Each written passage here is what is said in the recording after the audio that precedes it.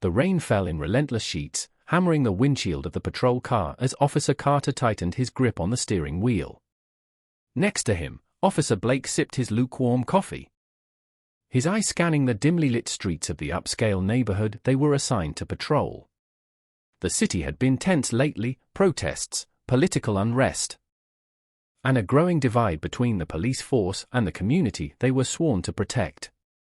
But tonight, the streets were eerily quiet, save for the rhythmic patter of rain and the occasional hum of passing cars. "This place is dead," Blake muttered, tossing his empty cup into the back seat. "Rich folks must be holed up in their mansions, counting their money." Carter chuckled dryly, his eyes fixed on the road ahead.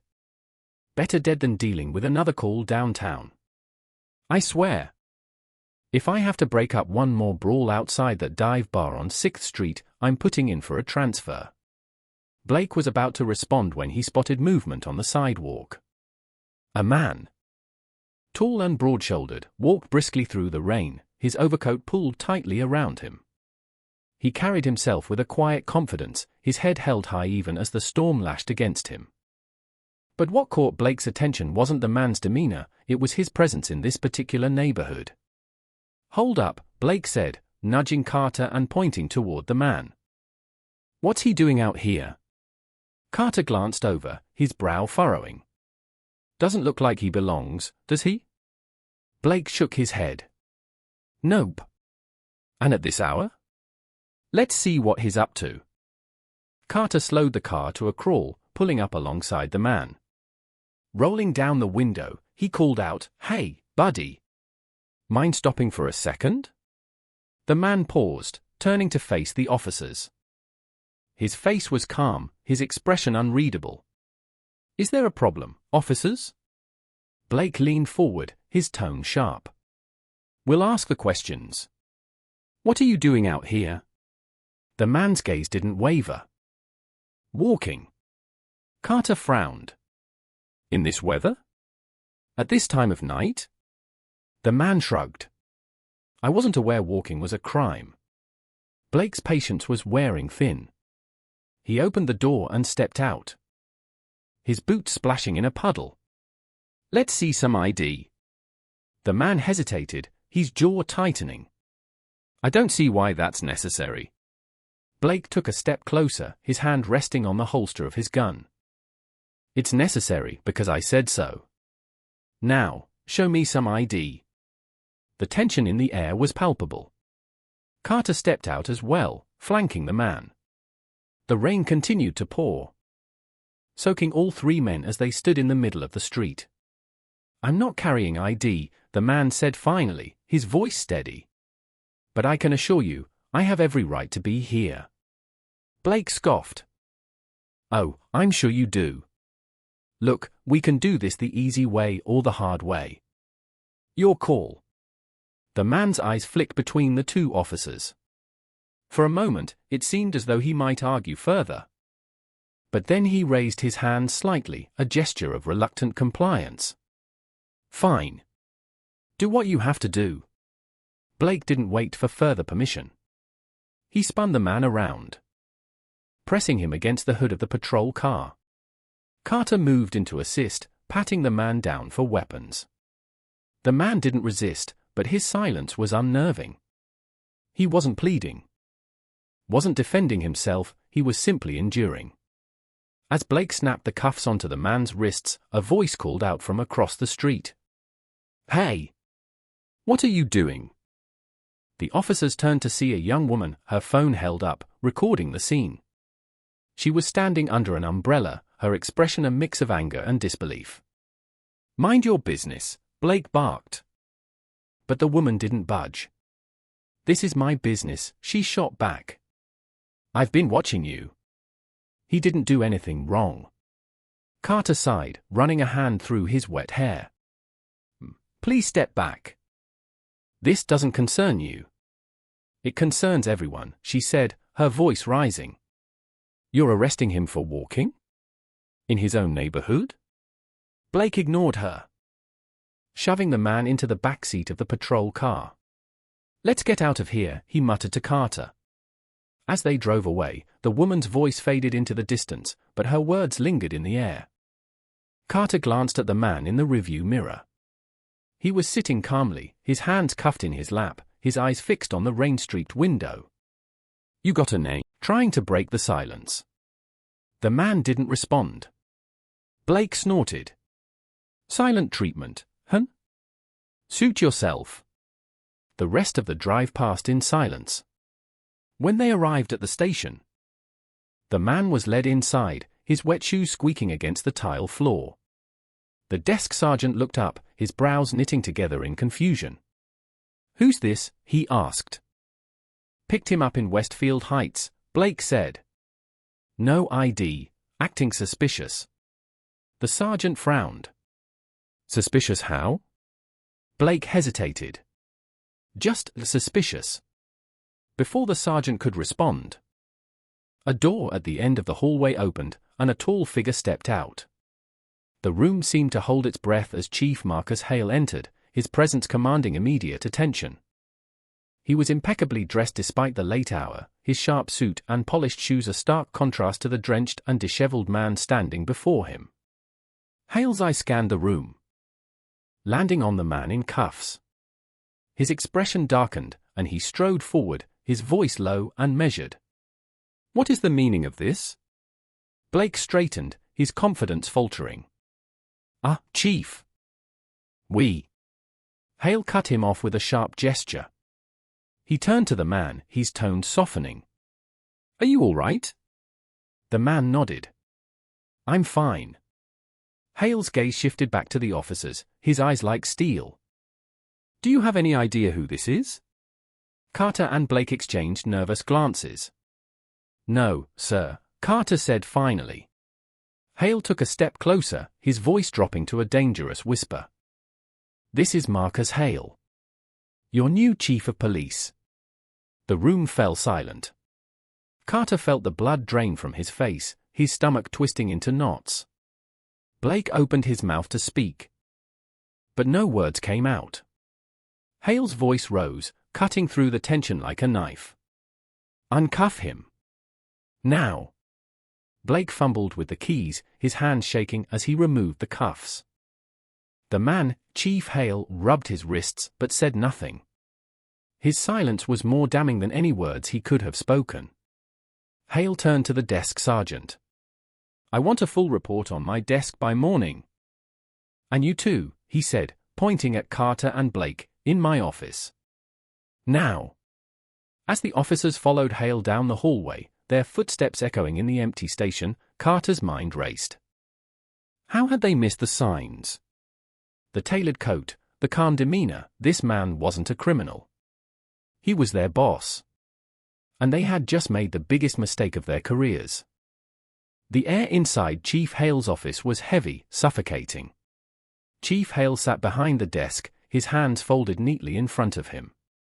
His calm exterior was a stark contrast to the storm brewing in his eyes.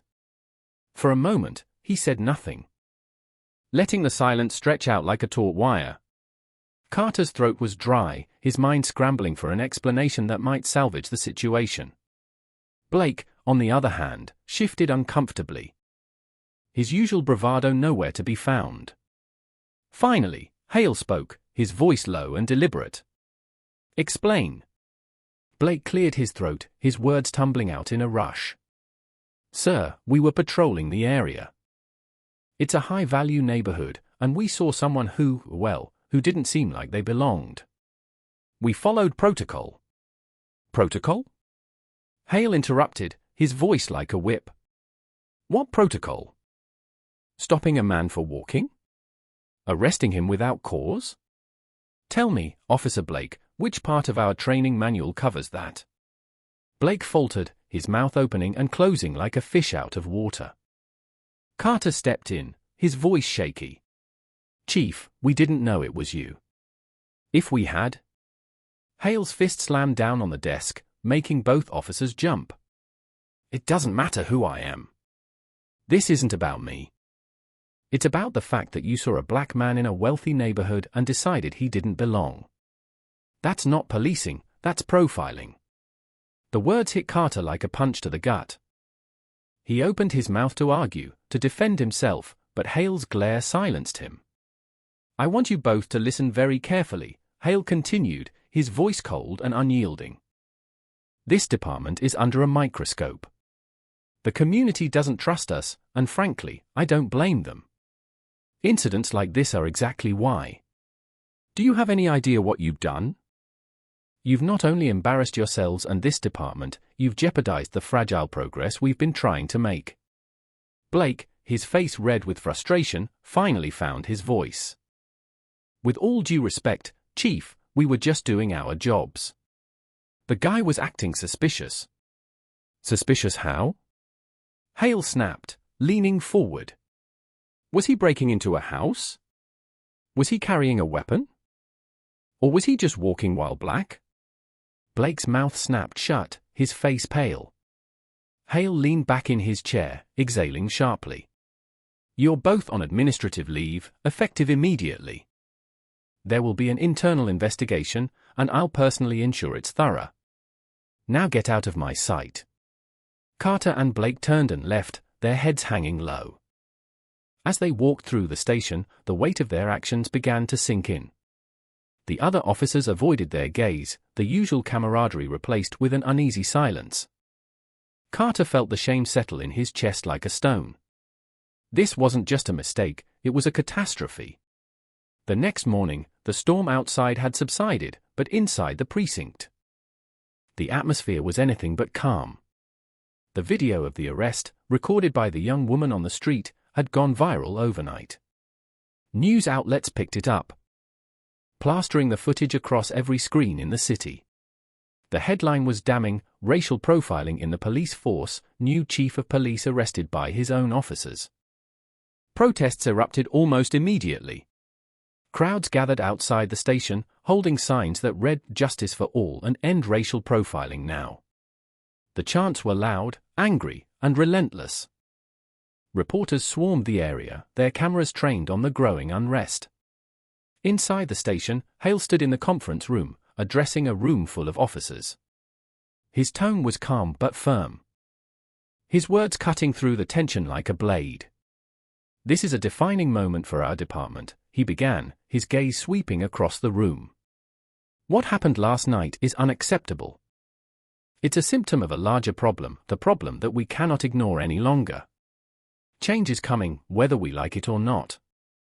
And it starts here." The room was silent, the weight of his words sinking in. Some officers nodded in agreement, while others shifted uncomfortably in their seats. Hale continued, his voice rising with conviction. "We will be implementing mandatory bias training, effective immediately. We will establish community outreach programs to rebuild the trust we've lost. And we will hold ourselves accountable for our actions, because if we don't, no one else will." As he finished, a few officers began to clap, their applause hesitant but genuine. Others remained silent, their expressions unreadable. Hale knew he was facing an uphill battle, but he also knew he couldn't back down. The stakes were too high. Meanwhile, Carter sat in his small apartment, the blinds drawn to block out the sunlight. The news played on the TV, the video of the arrest looping endlessly. He couldn't escape it, the image of himself shoving Hale into the back of the patrol car, the sound of the woman's voice calling them out, the look of quiet disappointment in Hale's eyes. His phone buzzed on the coffee table. He ignored it, but the buzzing persisted. Finally, with a heavy sigh, he picked it. Carter stared at the message, his chest tightening. He knew what she wanted to talk about. She had always been vocal about her disdain for the way the department handled issues of race and policing. They'd had countless arguments about it, and now, it seemed, she had been right all along. Blake, on the other hand, was handling the situation differently. He sat at a bar downtown, nursing his third whiskey of the night. The TV above the bar played the news, but he refused to look at it. Instead, he muttered angrily to the bartender, his words slurred. "It's all blown out of proportion," he said, shaking his head. "We were just doing our jobs. People don't understand what it's like out there. They don't know what we deal with." "The bartender?" A middle-aged black man with a weary expression said nothing. He simply wiped down the counter and moved on to the next customer. Back at the station, Hale was in his office, reviewing the flood of emails and messages that had poured in since the video went viral. Most were supportive, commending his calm demeanor and his commitment to reform. But others were less kind. Threats, insults, accusations, they were a stark reminder of the resistance he was up against. There was a knock at the door. Hale looked up to see Captain Ramirez, one of the few officers he trusted implicitly. She stepped inside, her expression grim. "Chief, you should see this," she said, handing him a tablet. Hale took it and pressed play. The video showed Blake, sitting at the bar, ranting to anyone who would listen. His words were slurred, but the message was clear: he didn't believe he'd done anything wrong. And he blamed Hale for the backlash. Hale set the tablet down, his jaw tightening. "Thank you, Captain. I'll handle it." Ramirez hesitated. "Chief, with all due respect, you can't fight this battle alone. There are people in this department who support you. Let us help." Hale looked at her, his expression softening. "I appreciate that, Ramirez. But this isn't just about me. It's about changing a culture that's been broken for a long time. And that's going to take all of us." As the protests outside the station grew louder, Hale stepped out onto the front steps, flanked by Ramirez and a few other officers. The crowd quieted slightly as he raised his hands, signaling for attention. "I understand your anger," he began, his voice carrying over the noise. "I understand your pain. And I want you to know that I hear you. What happened was wrong, and it will not be swept under the rug. I promise you that." The crowd murmured, some nodding in approval while others remained skeptical. Hale continued, his tone resolute. "This department has failed you in the past. But I am committed to making things right. We will do better. I will do better." As he finished, a young girl in the crowd stepped forward, holding a sign that read "Justice for All." She looked up at Hale, her eyes filled with hope and determination. "Promise?" she asked, her voice small but steady. Hale nodded, his gaze meeting hers. "I promise." The crowd erupted into applause, the sound echoing through the streets. But Hale knew this was just the beginning. The real work was yet to come. The precinct was quieter than usual, but the tension was thick enough to cut with a knife. The protests outside had calmed slightly, though the crowd still gathered daily, their chants echoing through the halls. Inside, the officers were divided. Some supported Chief Hale's reforms, while others grumbled about overreach and political correctness. The department was a powder keg, and everyone knew it. Carter's reckoning. Carter sat at his kitchen table, staring at the untouched plate of food in front of him. His wife, Lisa, leaned against the counter, arms crossed. Her expression was a mix of disappointment and concern. "You haven't said a word since you came home," Lisa said, breaking the silence. "You've been sitting here like a ghost." Carter sighed, rubbing his temples. "What do you want me to say? That I screwed up? That I'm a racist?" Lisa's eyes softened, but her voice remained firm. "I don't want you to say anything, Carter. I want you to think. I want you to ask yourself why you made the choices you did." Carter slammed his fist on the table, his frustration boiling over. "I didn't choose to be in this situation, Lisa. I was doing my job." Lisa's gaze didn't waver. "Your job is to protect and serve. Did you protect him? Did you serve him?" The words hit Carter like a slap. He looked away, ashamed. "I didn't think. I saw him, and I assumed." "You assumed because of the color of his skin," Lisa finished for him, her voice heavy with sadness.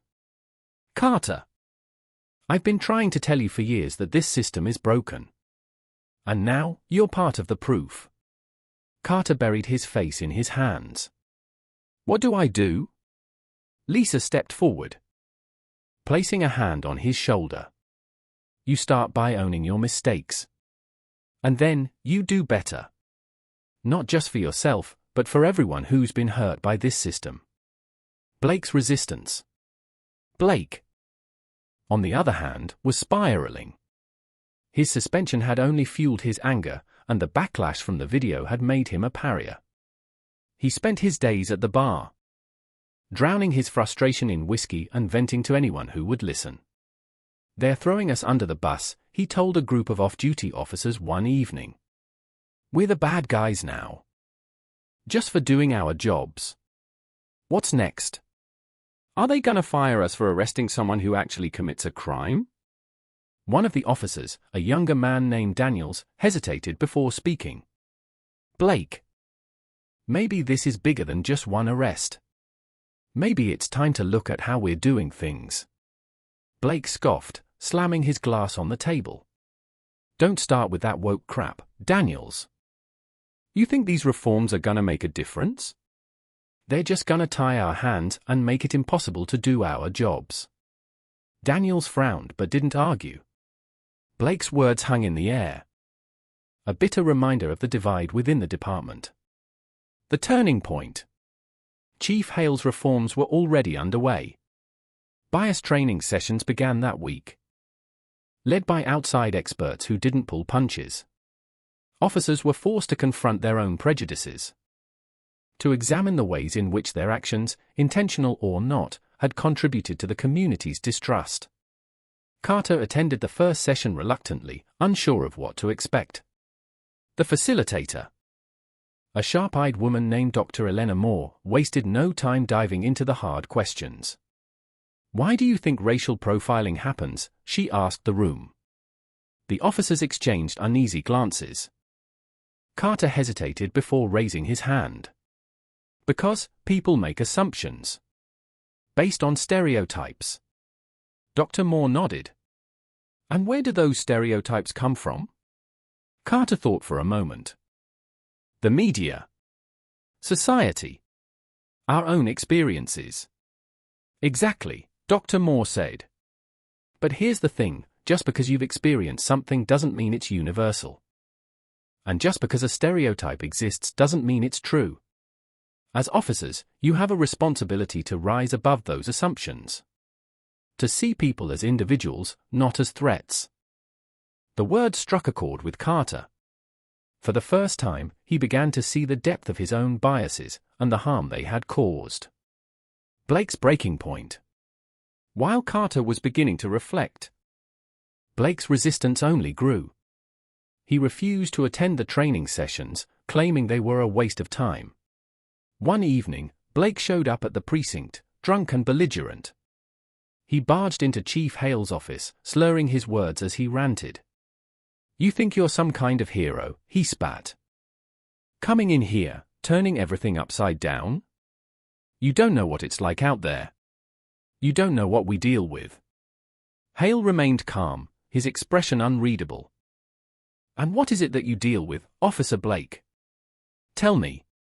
Blake laughed bitterly. "People who hate us. People who don't respect the badge. People who'd rather see us dead." Hale stood, his presence commanding. "And why do you think that is? Could it be because of officers like you, who abuse their power and refuse to take responsibility?" Blake's face twisted with rage. "You don't know me." "No," Hale said, his voice quiet but firm. "I don't. But I know what you represent. And I won't let you drag this department down any further. Consider this your resignation." Blake stared at him, stunned. For a moment, it seemed as though he might argue, but then he turned and stormed out, slamming the door behind him. Redemption. Carter, meanwhile, was on a different path. After completing the bias training, he reached out to Chief Hale, requesting a private meeting. Hale agreed, though his skepticism was clear. As Carter sat across from him, he struggled to find the right words. "Chief, I wanted to say I'm sorry." Hale studied him for a long moment before speaking. "Words are easy, Officer Carter. Actions are harder. Are you willing to put in the work? Carter nodded. Yes, sir. Whatever it takes. Hale leaned back in his chair, his expression softening slightly. Then start by listening. Go out into the community. Talk to the people we're supposed to serve. Hear their stories. Understand their pain. And then, come back and tell me what you've learned.